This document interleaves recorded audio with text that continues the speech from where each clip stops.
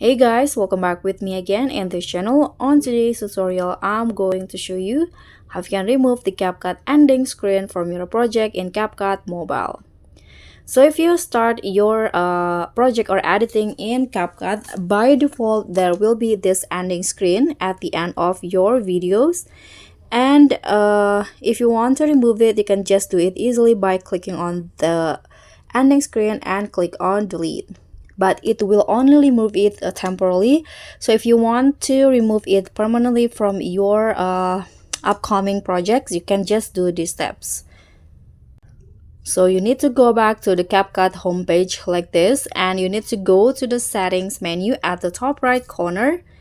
Click on that, and here there will be an option to add a default ending. So you can just turn off this option or disable this option by clicking on the circle here and click on discard.